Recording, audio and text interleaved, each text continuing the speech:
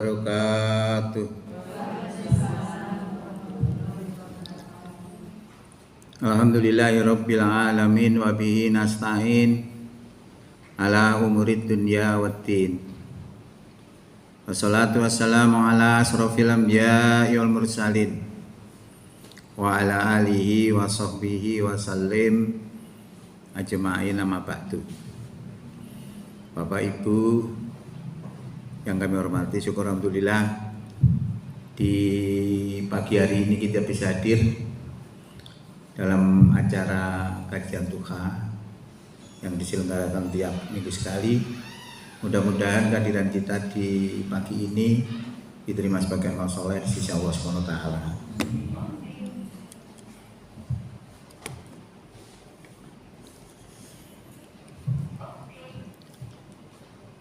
Langsung saja, karena saya pada hari ini juga ada acara lagi sampai sore nanti.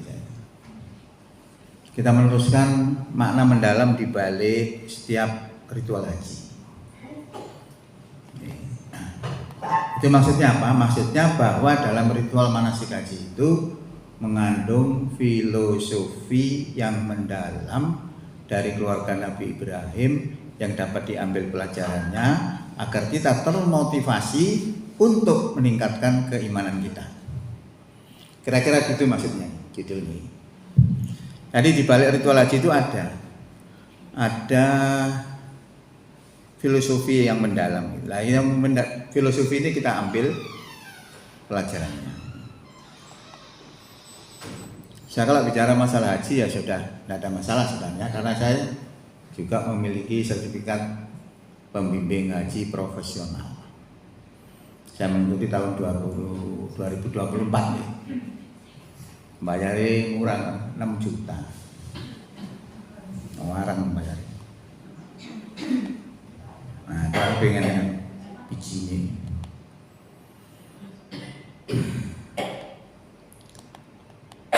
Jadi begini.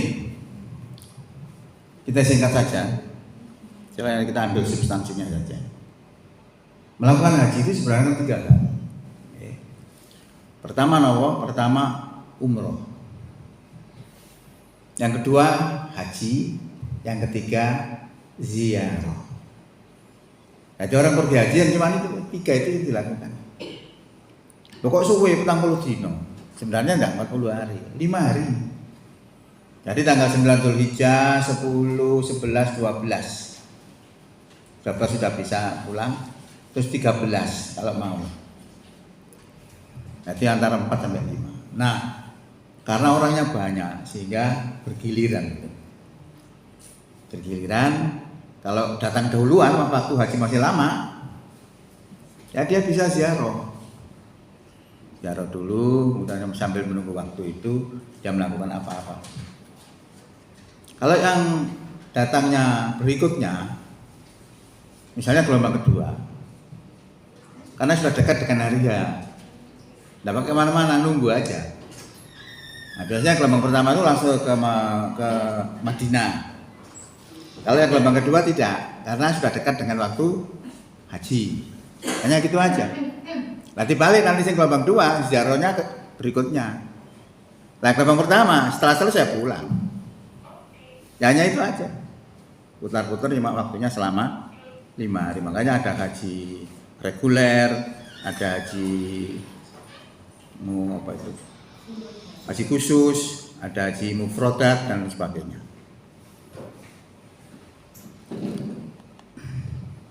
Umroh, haji, ziarah. Lah umroh itu mengelilingi Ka'bah, ya. Mengelilingi Ka'bah 7 kali. Setelah mengelilingi Ka'bah 7 kali, kemudian sa'i. Sa'i itu juga 7 kali. Dari Bukit Sofa ke Marwah. Itu selama 7 kali, tapi sekarang sudah dibangun lagi rata. Kalau dulu kan naik bukitnya kemudian turun lagi, berjalan lagi ke Sofa Marwah ke Marwah. Sekarang sudah dibuat jalan rata sehingga nggak perlu naik turun, kenceng aja. Punya dihitung 1 kali, 2 kali sampai 7 kali terakhir jatuhnya di Marwah. Kemudian tahallul. Tahallul artinya halal. Jadi ketika melakukan tawaf tadi, sa'i tadi, pakai pakaian ihram. Nah, pakaian ihram itu ada larangan-larangan. Nah, kalau sudah tahallul itu dilepas pakaian ihramnya pakaian biasa, sehingga yang jadi larangan di waktu pakaian ihram tadi sudah batal. Nah, itu umroh sudah, umroh haji namanya.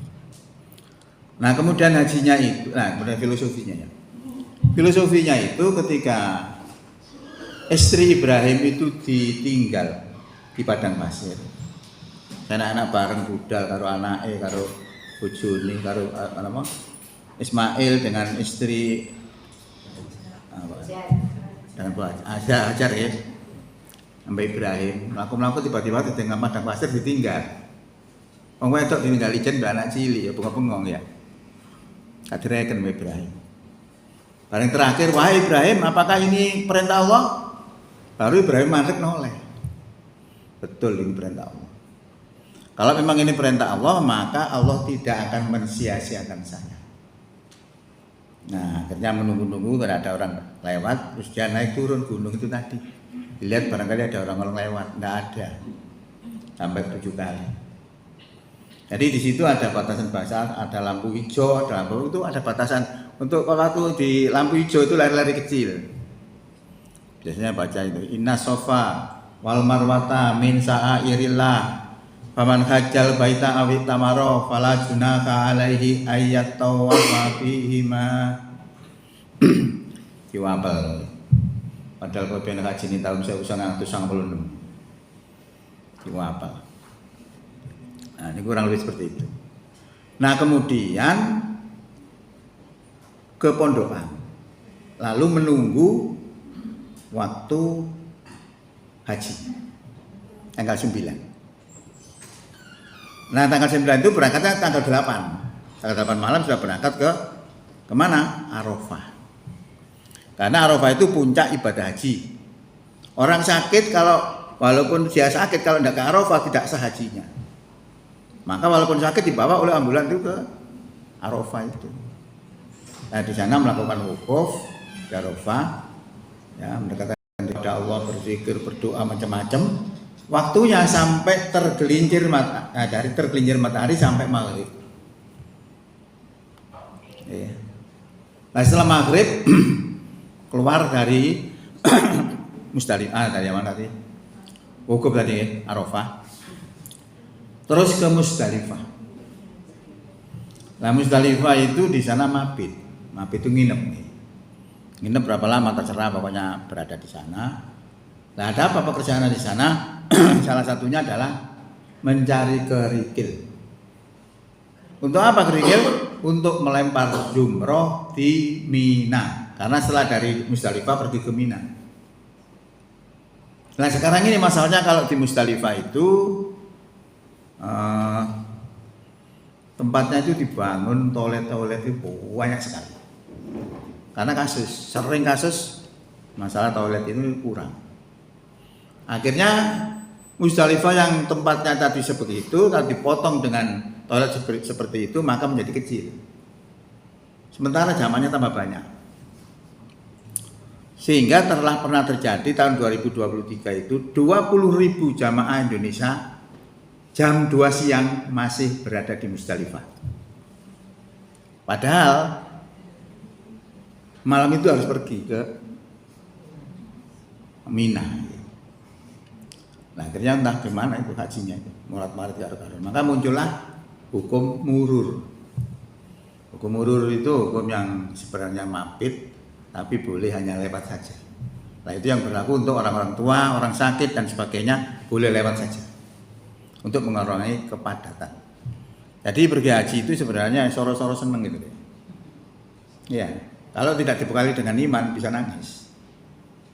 Nangis itu dua macam misalnya. Orang nangis terharu, orang nangis jengkel, sedih. Itu terjadi betul. Nah, setelah dari Musdalifah tadi, kerikil berapa yang dibawa? Tergantung kita memiliki akan nafar sani atau nafar ula. Nafar ula itu berarti 2 hari nginap di Mina.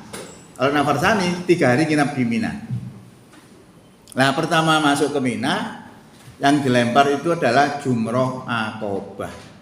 Jumrohnya ada 3, ula, wusto, dan akobah. Yang dilempar akobah dulu. Berapa? 7 kerikil. Setelah itu nginep, besoknya lempar lagi 3 jumroh, 7 berarti 21. Jadi total 21 dengan 7 tadi berarti 28. Besoknya nginep lagi, terus lempar lagi 7 kali 3, 21 berarti 49 yang dibutuhkan kalau orang itu berniat nafar awal. Kalau nafar sani berarti tambah selikur lagi 70. Kentean itu kira-kira gini Musdalifah itu. Karena di Musdalifah itu jangan pergi haji ini kalau ada ibadah haji ini disuntuk itu kerikil. Karena pemerintah kalau tidak disuntuk ya habis itu. Orang jutaan, satu orangnya ambil 70. 49 sampai 70. Nah, setelah dari seorang lempar di Nadi lalu tawaf lagi yang disebut tawaf ifadah. Tawaf ifadah seperti tawaf yang pertama datang, umroh seperti umroh tadi. Setelah tawaf lalu sa'i selesai, berarti ibadah haji sudah selesai. Begitu aja sebenarnya. Nah, orang di sana itu orang Indonesia itu nek lupa kaji itu senengi wong sana. Soalnya apa? Senengane blonjo. Senengane blonjo masih wong Indonesia. Nah, yang gelombang pertama karena sudah pergi ke Madinah, lalu bisa langsung pulang. Selesai deh. Yang gelombang kedua karena belum ke Madinah, waktu orang gelombang 1 pulang dia tidak pulang dia pergi ke Madinah untuk melakukan sholat 40 waktu. Kalau sehari 5 waktu berarti 8 hari. Setelah itu pulang. Selesai. Nah, celah-celah tadi diisi dengan ziarah-ziarah gitu. Sudah begitu aja sebenarnya. Nah, makna melempar tadi, filosofinya itu karena Ibrahim itu kan orang yang hebat. Disuruh menyembelih anaknya dilaksanakan. Nah, nyembelih musuh gak masalah, mau nyembelih anak. Anak ada anak soleh. Beda dengan anak yang gregetno ya. Anak soleh itu luar biasa loh. Ketika diberitahu oleh Ibrahim, "Hei anakku, sesungguhnya aku melihat dalam mimpi aku menyembelihmu. Bagaimana pendapatmu?" Demokratis Bapak ini. Apa jawabnya? Ya abatif al matu maru satajiduni insyaallahu minas sabirin. Wahai bapakku, laksanakanlah apa yang Allah perintahkan kepada kamu, niscaya engkau akan mendapati aku termasuk orang yang sabar. Luar biasa.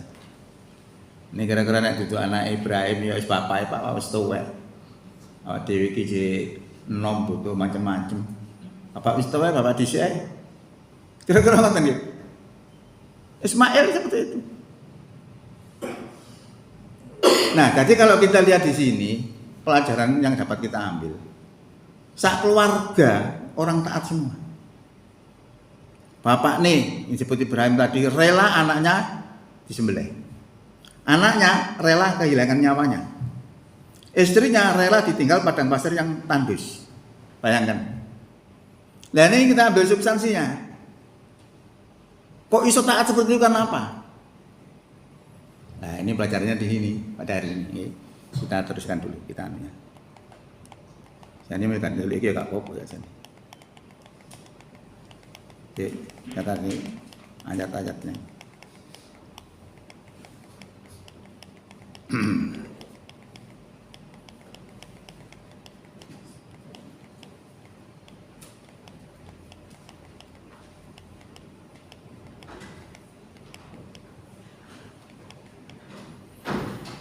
Jadi keluarga Ibrahim itu berkorban seperti itu, lalu kita itu sudah berkorban apa?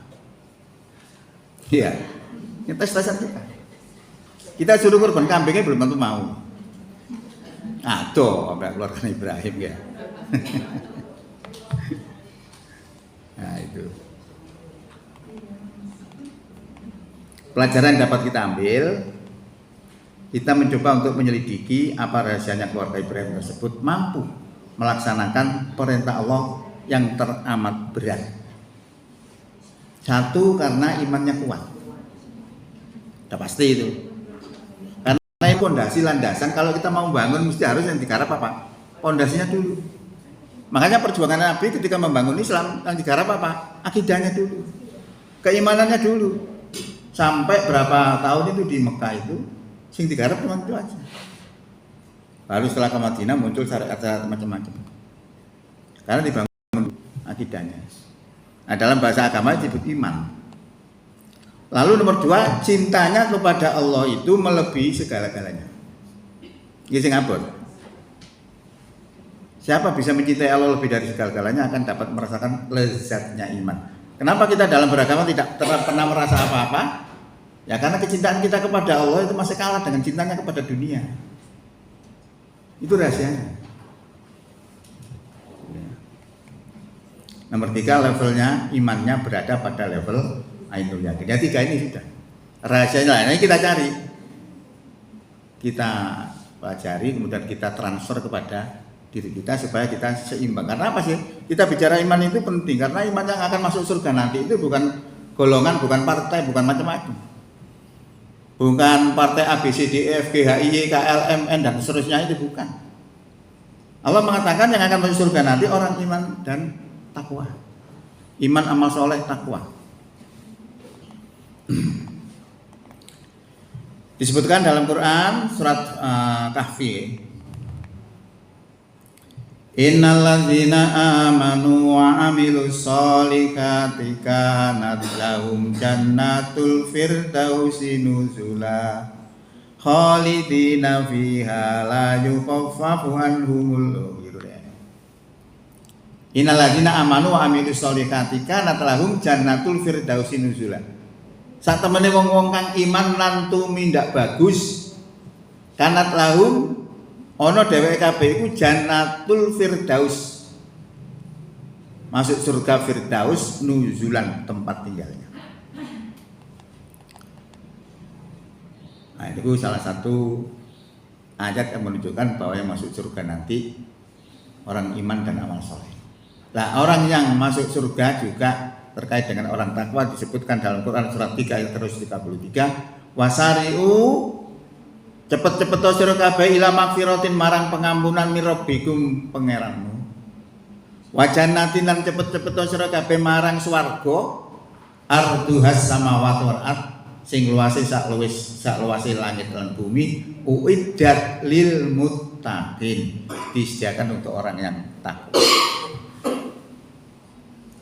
Hati ini perlu diperjuangkan. Iman takwa ini perlu diperjuangkan. Kalau kita iman takwa itu hebat, sembarangnya beres. Kalau panjenengan kepingin bahagia, ya ini rasanya. Iman takwa. Saya tidak percaya kalau orang itu tidak iman takwa tidak bahagia. Nah, maksudnya kalau orang tidak iman dan tidak takwa terus menyatakan bahagia, tidak percaya. Karena orang beriman itu bisa menerima apa saja. Kebaikan, alhamdulillah. Kalau keburukan, bersabar. Yang bisa begitu cuma orang beriman. Lah ada contoh tahun 1930 di negeri Belanda seorang bernama Profesor Erasmus. Dia guru besar, kaya, punya segalanya. Nah, nek kita ngomong wong sugih nek iso awak dhewe melarat kira-kira. Sing dimasalahkan bukan perkara sing dimangan. Sing dimasalahkan digodho liya perkara anake bodho. Nah, anake bodho ini kan dia isine profesor doktor anake bodho. Anake sapa kira-kira ngoten kira-kira. Sekolah non pindah-pindah panjat bodho. Akhirnya tidak bisa jalan keluarnya apa? Kemudian yang dilakukan, anaknya ditembak kepalanya. Toko cidek moncrot. Marono bingung. Setelah nembak anaknya, dia bunuh diri juga. Jadi dua nyawa sekaligus hanya gara-gara malu punya anak bodoh. Tidak diselesaikan dengan iman. Masa katakan, wong soge kasusnya seje. Ana wong kan duwe kasusnya mau langsung dipangan kira-kira ngoten. Beda-beda. Artinya nggak bisa. Kalau kepingin kita bahagia, ya sudah iman takwa itu. Karena iman takwa itu bisa menerima segalanya. Artinya menerima takdir setelah kita berusaha. Itu kunci kebahagiaan. Saya sudah mencari sejak dulu. Bahagia itu yang apa sih? Nah, ketemu ya, ketemunya itu ridho dengan takdir Allah sudah. Okay. Kenapa sih kita gak disuruh cepet-cepet oleh Allah tadi itu? Kalau kita melihat umur kita, ya umur kita itu pendek. Berapa sih umur kita itu diberikan oleh Allah? 75. Kadang ya 75 ya. Ini gue bodoh besok jam setengah. Karena satu hari di akhirat sama dengan 1000 tahun di dunia. Nek 75 tahun ini gue bodoh besok jam setengah mah duwi lu. Nah, nek saya ketahuan ya mek sak jam. Selawe tambah setengah jam. Makanya pantas Allah mengatakan cepet-cepet toh. Nah, kemudian kita lihat lagi ciri orang-orang yang bertakwa nih. Alladzina yunfikuna fis sarra wad dharra, yaitu wong sing nginfakno menafkahkan hartanya di jalan Allah dalam keadaan lapang atau sempit. Wal kadhiminal ghaidha, orang yang dapat menahan marah, wal afina aninas, dan memaafkan manusia. Wallahu yuhibbul muhsinin, dan Allah cinta kepada orang yang berbuat baik. Ini kurang lebih ciri-ciri ketakwaan. Cukup. Nah ini. Waladina idza fa'alu fahisatan aw dzalamu anfusahum. Yaiku wong yang takwa iku wong sing nalikane nglakoni fahisah. Kalau saya termasuk ya perbuatan dosa itu masuk di situ. Aw dzalamu anfusahum, atau dolim anfusahum marang awake dhewe, cirinya zakarullah. Eling nanggone Allah. Fastaghfaru li dzunubihim, mongko dheweke njaluk pengampunan saking dosa-dosa. Waman lan sapane wong kang yakfiru dzunubah, sapa wong sing bisa ngampuni dosa kecuali Allah. Walam yusirru ala ma fa'alu, dan mereka tidak meneruskan apa yang mereka perbuat, wa hum ya'lamun, sedang mereka mengerti. Ini ciri-ciri ketakwaan. Jadi kalau kita merasa takwa, ada nggak ciri-ciri ini seperti ini pada kita? Tes syukurnya di sini. Jadi kalau kita baca Quran itu jangan sekedar baca aja. Baca nggak oleh pahala. Rata-rata begitu, tidak bisa merubah mental, pancet. Kalau kita pahami, bisa. Ini kalau saya di doktrin saya dulu begitu. Iman kaya apa? Takwa kaya apa? Kita dituntut untuk itu. Mancok, kuat akhirnya. Nah, orang yang zikir itu luar biasa. Zikir itu selalu ingat kepada Allah. Kalau orang itu selalu ingat kepada Allah, bisa tercegah dari perbuatan dosa. Contoh, Nabi Yusuf itu nabi sing paling ganteng. Apa kok wedok ndelok mesti kebimbang. Sampai bojone raja kebimbang. Dilokno ambek kanca-kancane pejabate. Pak Isin seneng ambek bujani. Yusuf waktu itu kan jadi pelayannya di sana. Ya, waktu itu belum jadi Perdana Menteri. Mangkel bojone raja mangkel, diundang. Sing ngelokno wong diundang.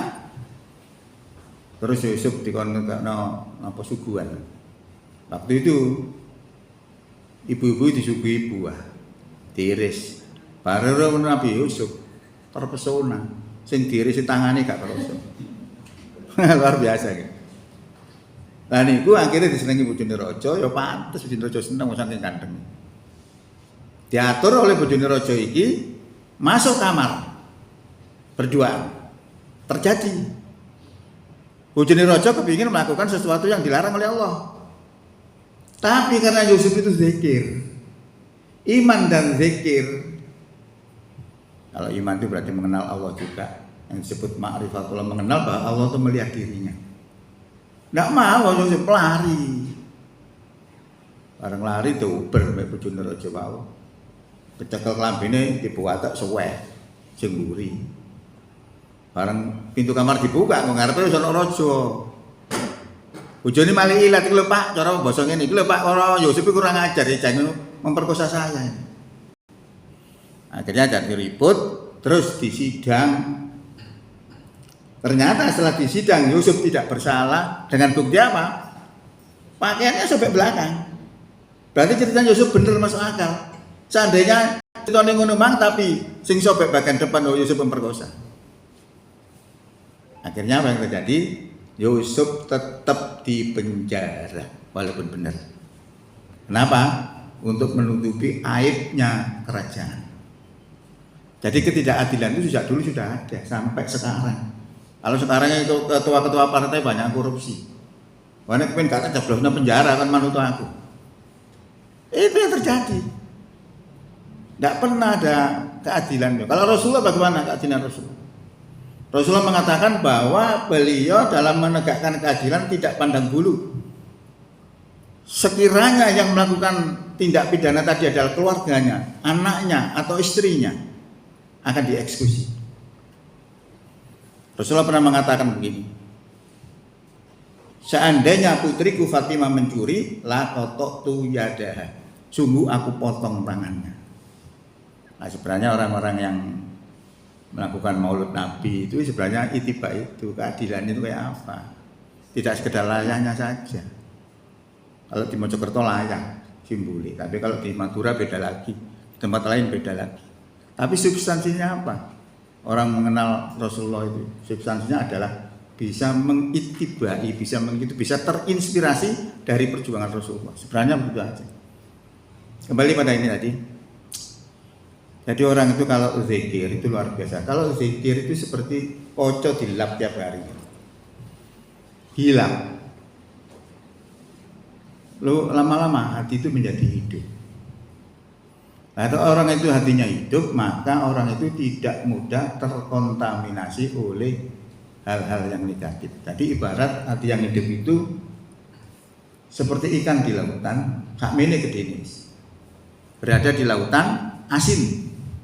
Saya ketahui. Selama ikan ini hidup, walaupun diterjang ombak dari atas, bawah, kanan, kiri dan sebagainya, berada di lautan asin 50 tahun. Selama ikan itu hidup, maka ikan itu rasanya tetap tawar. Bisa penjelakan tes. Kalau penjelakan tuku iwak nang ngene pasar, laut. Jangan makan mesti anyep. Padahal kok ngomong lautan perang tahun. Kenapa? Karena dibentengi lo hidupnya ikan. Tapi kalau ikan ini tidak hidup, kebalikan yang mati. Kalau ikan itu mati tidak pakai lama. Begitu mati kita masukkan air asin langsung asin. Itu maknanya orang hatinya itu berada di lautan masyarakat yang gelombangnya bermacam-macam, ada hitam, kuning, biru dan sebagainya, merah dan sebagainya. Selama hati itu hidup, maka orang itu tidak akan terkontaminasi oleh kondisi masyarakat yang carut marut seperti itu. Tapi kalau hati itu mati, kumpul dengan penjudi akan jadi penjudi. Kumpul dengan penjahat akan jadi penjahat. Karena terkontaminasi. Karena hatinya mati, asinnya masuk. Itu falsafah zikir hebatnya. Ya. Nah, itu tadi melihat rahasia Ibrahim kenapa mampu seperti itu. Kemudian yang nomor 2-nya adalah cinta Ibrahim kepada Allah melebihi segala-galanya. Itu bisa kita lihat dalam Quran. Lihat ya, nah ini.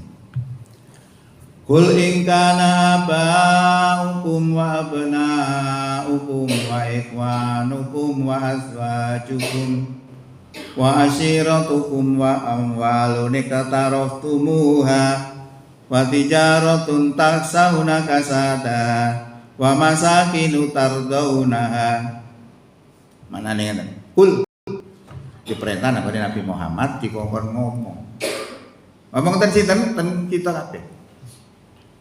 In kana aba'ukum, jika adalah bapak-bapakmu itu, wa abna'ukum dan anak-anakmu, wa ikhwanukum dan teman-temanmu, wa azwajukum dan istri-istrimu, pasangan-pasanganmu, wa ashiratukum dan kaum keluargamu, wa amwalun iktaraftum dan harta yang kamu kumpulkan, wa tijaratun taksawna kasadaha dan perniagaan yang kamu takuti kerugiannya, wa masakin tardaunaha dan rumah-rumah tinggal yang kamu cintai, ahabba ilaikum minallahi wa rasulihi wa jihadin fi sabilihi adalah lebih kamu cintai daripada cinta kepada Allah, cinta kepada Rasul dan cinta kepada jihad di jalannya. Fatarabbasu hatta ya'tiyallahu bi amri, maka tunggulah sampai Allah datangkan perintahnya, dan Allah tidak memberi petunjuk kepada orang-orang yang fasik. Jadi apa yang dilakukan Ibrahim, walaupun dia cinta kepada anaknya, karena yang memerintah itu Allah, dilaksanakan. Dan kalau kita analisis dengan Quran ini pas. Ini rahasianya. Kita itu akan mencoba ini yang uang. Mesti cinta kita mesti cinta kepada dunia rata-rata. Kalau kita sudah tidak cinta kepada dunia, mesti dengan kematian tidak takut. Kita tuh masih takut dengan kematian. Itu artinya masih cinta kepada dunia sebenarnya. Padahal orang yang tidak terlalu cinta kepada dunia itu nek mati itu enak. Jadi orang itu kalau cinta kemudian pisah mesti sakit. Kalau panjenengan dengan pasangan panjenengan dulu, misalnya kok ono sing mengkhianati terus pisah, sakit karena panjenengan cinta. Lalu yang tidak cinta dengan itu tidak ada masalah. Itu artinya kalau kita cinta dengan dunia, kemudian kita pisah dengan dunia karena meninggal, karena kecintaan kita tidak seberapa, maka matinya tidak sakit. Itu kunci rahasianya, karena Rasulullah mengatakan as-shadaqatu syai'un ajibun. Sedekah itu sesuatu yang ajaib. Ajaibnya itu tadi, sedekah kalau dilaksanakan akan menghasilkan sesuatu yang luar biasa itu. Jadi kita kembalikan lagi di sini. Rahasianya satu, iman yang kuat, yang kedua cintanya kepada Allah melebihi segala-galanya. Yang terakhir adalah levelnya berada pada ainul yakin. Ainul yakin itu apa sih? Kalau saya bilang gula itu manis, panjenengan percaya apa enggak? Percaya nggih? Itu ilmu.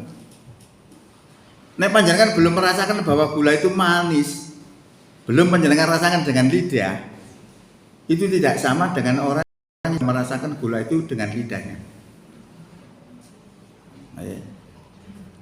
Kalau saya bilang alam ini ada yang membuat, siapa? Nggak ngerti. Tapi ada. Nah, agama menjelaskan yang membuat itu Allah. Kita yakin berarti level kita masih berada pada level ilmul yakin. Tapi kalau sudah masuk kepada ainul yakin, karena dikandani melihat dengan mata kepala sendiri bahwa Allah Maha Kuasa. Beda nih. Nah itu Ibrahim itu begitu, makanya hebat. Ini contoh. Ini orang selain Ibrahim, setelah ini ada berikutnya dari Ibrahim. Au kalladzi marra ala qaryati wa hiya khawiyatun ala urusiha. Atau seperti orang yang berjalan di suatu negeri dan negeri itu roboh bangunannya sampai tembok-temboknya menutupi gentengnya, artinya rata dengan tanah. Terus orang itu ngomong, qala anna yuhyi hadhihi ba'da mautiha.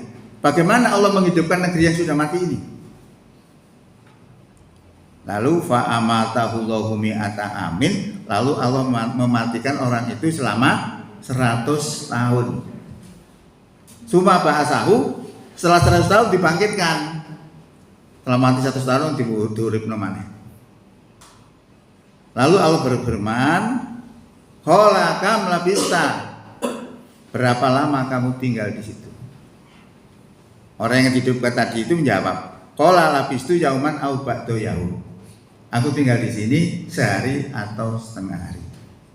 Dia merasa tidurnya tadi, matinya tadi itu sedino atau setengah hari. Padahal 100 tahun. Apalagi diperkuat dengan ini.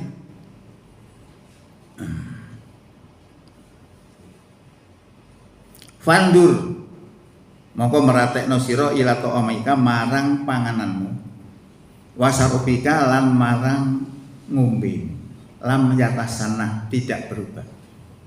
100 tahun makanannya dan minuman tidak berubah. Sehingga memperkuat dirinya bahwa memang dia itu cuma sehari. Nah, ini kehebatan.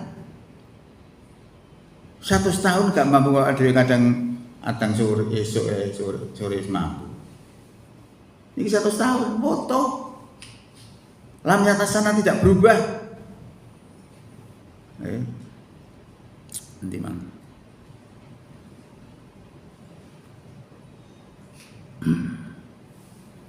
Fandur ila ta'amika wa sarobika lam yatasana. Wandur ila himarika. Kaya ane wong nggawa himar. Himar itu lah jaran sing cilik sing lorek-lorek niku ya. Disuruh perhatikan. Ternyata menjadi seonggok tulang. Lho iki masuk 100 tahun tadi tulang kering kerontang. Nah karena peristiwa itulah walina ja'alaka ayatal linas, supaya kami jadikan kamu itu tanda-tanda kekuasaan Allah untuk manusia. Allah iso mateni 100 tahun diuripno sampai gak kroso sing dipateni. 100 tahun.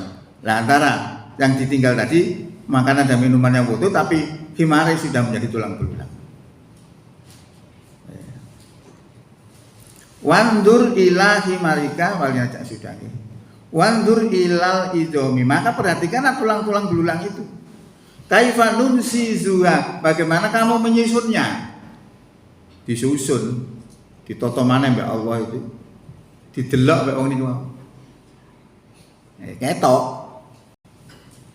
Sumanak suhalahma, kemudian kami bungkus tulang belulang tadi dengan daging.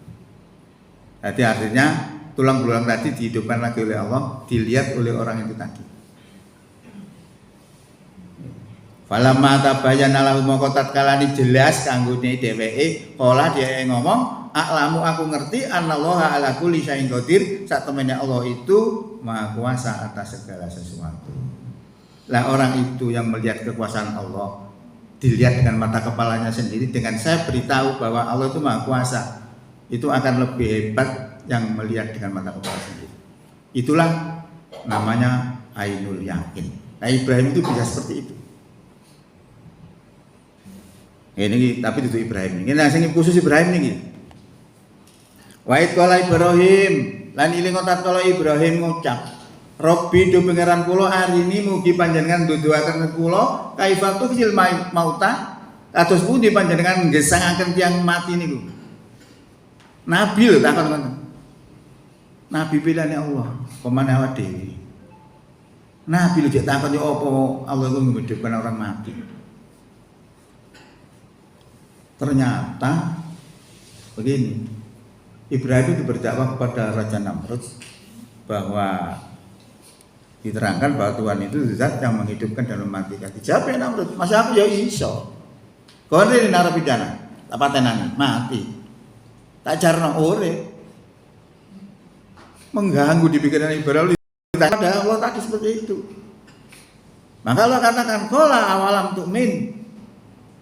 Apakah kamu enggak percaya Ibrahim? Dijawab oleh Ibrahim, "Qala bala walakin litatma'inna qalbi." Mboten ngoten ya Allah kula percados. Walakin tetapi litatma'inna qalbi supados manah kula niki jadi tenang. Ternyata gak tenang ya itu tadi. Nah, dakwah model ini namanya dakwah model jidal, bantah-bantahan. Qala berkatalah Allah, "Fakhud, ambillah arba'atan minat tauhid." Ambil 4 burung. Fasurhunna ilaika, lalu hancurkan olehmu. Soja'al, kemudian jadikanlah alaku lijabali minhuna juz'ah. Jadikan setiap gunung itu daripada bagiannya itu di burung sudah dihancurkan tadi, jelas mati, diletakkan di tiap-tiap gunung. Gunungnya Indonesia ya wakai kira-kira ya, katakan di kayak 10 nih, didik. Sumatera. Kemudian panggillah burung yang sudah hancur tadi, yakti nakasaya, niscaya akan datang kepadamu dengan bersegera. Nah itu disaksikan oleh Ibrahim. Wa alam, ketahuilah anallaha azizun hakim. Sesungguhnya Allah adalah zat yang maha perkasa lagi maha bijaksana. Lah niki kondisi keimanan Ibrahim pada level ainul yakin, maka tidak heran kita bagaimana Ibrahim diperintahkan perintah yang teramat berat bisa melaksanakan karena memiliki 3 hal tadi. Imannya memang kuat, cintanya kepada Allah melebihi segala-galanya, dan level imannya berada pada level ainul yakin. Kira-kira bisa ditiru enggak? Kira-kira. Nek sing angel ngene iki, sing delok kekuasaan Allah dengan mata kepala ini. Saged ta mboten kene-kene.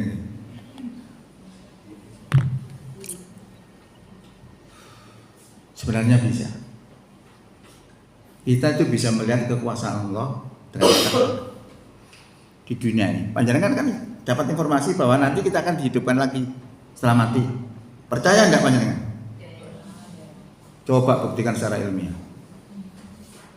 Kalau percaya bahwa Tuhan bisa menghidupkan orang mati, secara ilmiah siapa? Kalau panjenengan bisa mengilmiahkan itu, panjenengan mantap. Berarti sederajat dengan Ibrahim. Kan begitu. Sebenarnya ada untuk melihat itu, untuk bisa meningkatkan iman kita seperti Ibrahim pada level ainul yakin itu bisa. Cuma beda konteksnya.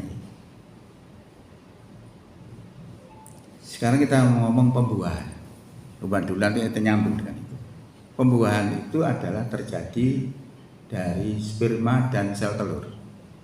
Ya, percampuran itu menjadi pembuahan. Tapi ada pembuahan itu yang tidak dari sperma.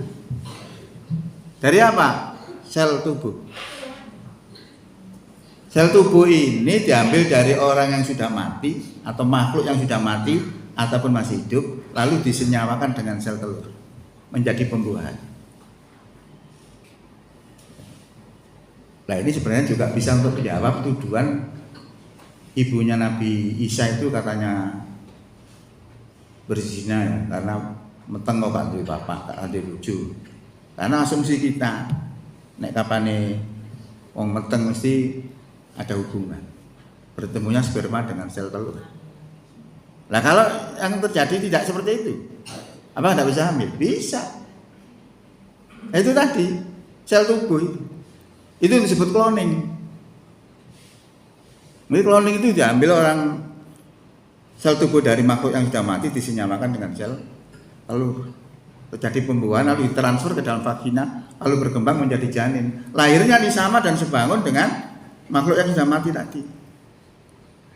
Itu sudah dilakukan di dunia ini berkali-kali terhadap binatang. Tapi terhadap manusia cloning belum pernah terjadi karena dilarang oleh para ulama. Nanti nek ono cloning ya apa iki ahli warisi bapakne sapa? Padahal darane bapak iku sing duwe sperma. Masalah. Lah ini juga bisa kita menjawab ibunya Nabi Isa itu tidak berzina. Bisa juga hamil dengan model cloning. Allah alam. Artinya apa? Artinya pembuahan tidak harus sperma. Bahkan kambing kacangan itu lho, gak ada lanangan, gak ada wedokan, pepet-pepet no pager no meteng. Gitu. Heran ya. Nah, kalau kita sudah tahu seperti itu, sebenarnya keimanan kita itu meyakini bahwa orang mati bisa hidup lagi. Karena nanti kalau pada hari kiamat ditiup trompet, lalu terjadi hujan. Kalau hujan ini mengandung sel telur, terus dilewer nang kuburan, ya. Hujannya mengandung sel telur, dilewer nang kuburan bertemu dengan sel-sel tubuh di kuburan, terjadi peristiwa cloning. Urip mana yang pecudul. Tapi apakah seperti itu? Kita nggak ngerti. Artinya ilmu bisa membuktikan makhluk yang sudah mati bisa hidup kembali. Nah, kalau panjenengan meyakini dan tahu, nggak jauh beda derajatnya dengan Ibrahim. Tinggal selangkah aja. Artinya dengan mata kepala atau dengan ilmu bisa membuktikan bahwa makhluk yang sudah mati bisa hidup kembali. Oke. Kemudian ini kalau tambah isi contoh serem diri. Kalau panjenengan kepingin meningkat lagi keimanan itu, Panjenengan harus punya wasilah. Wasilah itu apa sih? Penghubung ya. Saya tadi ke sini naik sepeda motor, wasilah saya sepeda motor. Sampai ke sini bisa ke sepeda motor.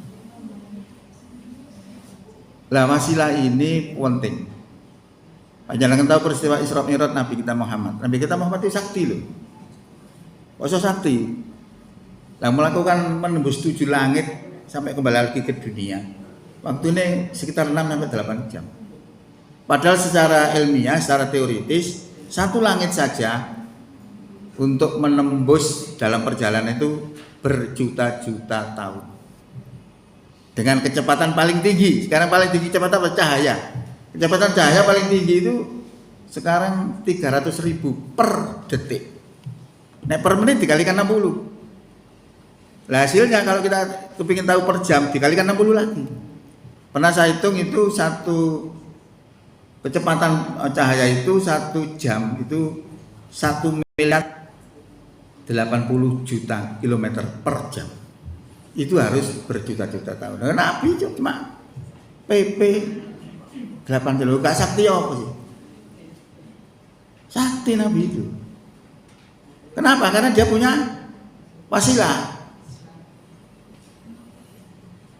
Nah itu terkait dengan zikir tadi. Kalau kita zikir terus menerus, akhirnya hidup. Dan kalau hati itu hidup, maka dapat cahaya Allah.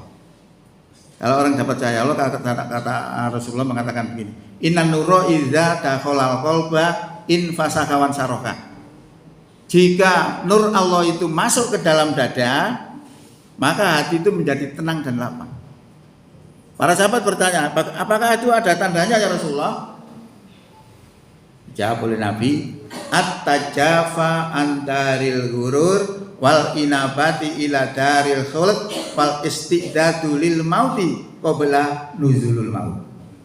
Tandanya orang itu menjauhkan diri dari kehidupan dunia. Ya apa? Menjauhkan diri dari kehidupan dunia, ngomong manggonin dunia. Itu maksudnya supaya tidak kedonyan. Kalau kita punya uang sambil lihat mau dekek lemari, itu benar. Yang tidak boleh, jangan diletakkan di hati. Kalau diletakkan di hati, kalau mau dikeluarkan abot, loro, sakit. Nah, kemudian nomor 2 adalah orang itu menyadari bahwa dia akan kembali kepada negeri kelanggengan. Dan nomor 3 adalah orang itu mempersiapkan mati sebelum datangnya kematian itu. Wah, ini kalau orang punya sifat seperti itu luar biasa. Mesti api wongi. Mergo orang jangan mati menyadari. Kita itu kan ngerti kalau jangan mati tapi tidak pernah siap. Kurang. Kalau kita tidak kurang, tidak akan takut. Itu kuncinya aja sebenarnya gitu.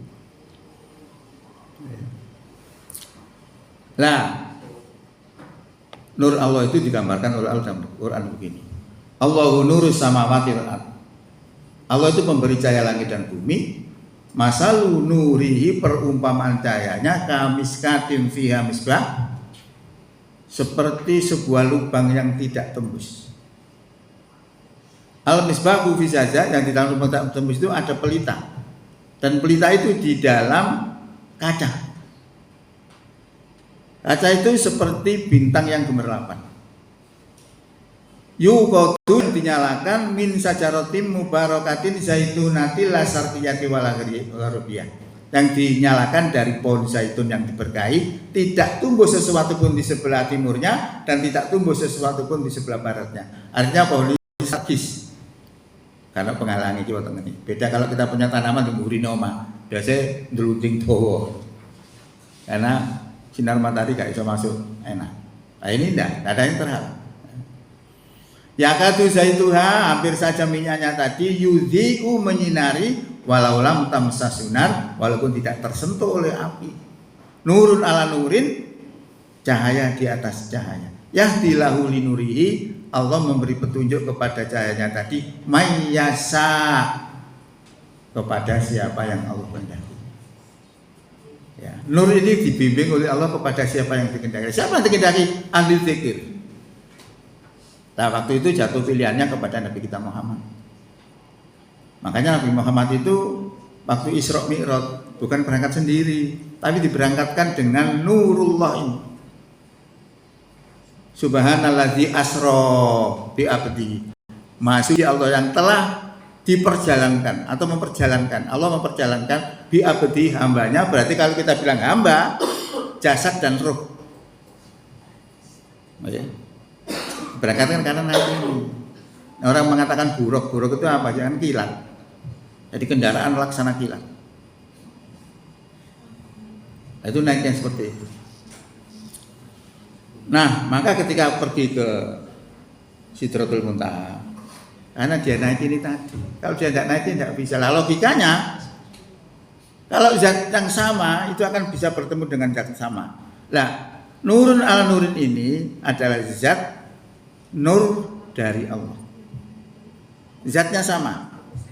Secara teoritis, kalau kita bilang bahwa balon kita isi dengan gas yang paling ringan, kita ditaleni, kita culno, ke bawah atau ke atas? Ke atas. Sampai di mana berhentinya? Mesti berhenti. Oh, gak mungkin terus, meledos. Berhentinya kalau udara yang ada di dalam balon itu sama dengan udara yang ada di luar balon. Dan zat yang sama akan bisa bertemu dengan zat yang sama. Matahari mengeluarkan sinar. Semua yang mendekat matahari akan fana, hancur. Ada satu yang tidak hancur. Apa itu? Sinarnya sendiri. Karena sinarnya berasal dari matahari itu sendiri. Bisa kembali. Nur Allah sama. Zatnya dari zatnya Allah. Maka bisa kembali kepada Allah.